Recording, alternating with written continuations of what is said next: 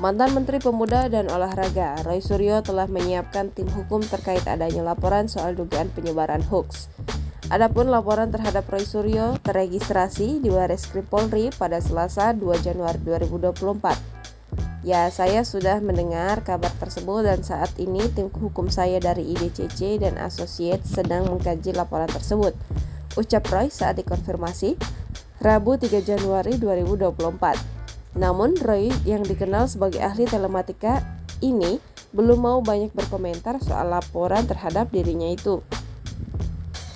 Insya Allah nanti atau besok akan ada sikap atau tanggapan resmi dan tim hukum saya tersebut. Jadi tunggu saja, kata dia.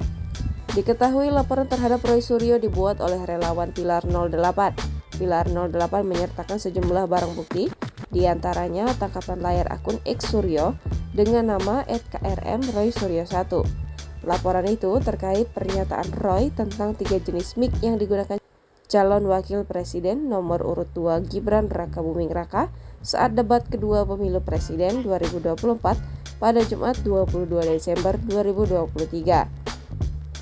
Kami dari Pilar 08 ingin membuat laporan ke Bareskrim terkait dugaan berita bohong atau hoax, ujaran kebencian yang diduga dilakukan oleh Roy Suryo terkait pasca debat Cawapres kedua kemarin, yang mana katanya Roy Suryo menyatakan bahwa ada kecurangan, kata Kabid Hukum Pilar 08 Hanfi Fajri di Jakarta pada Selasa kemarin.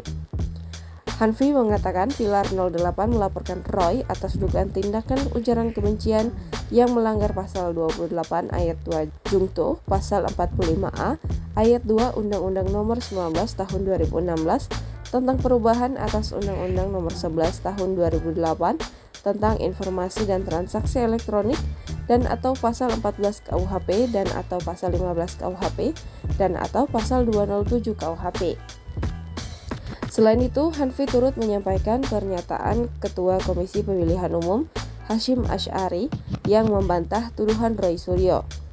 Padahal semuanya sudah dibantah oleh Ketua KPU. Konsorsium dari penyelenggara TV juga sudah dibantah. Tapi Roy Suryo malah tetap ngotot bahwa dia merasa paling benar.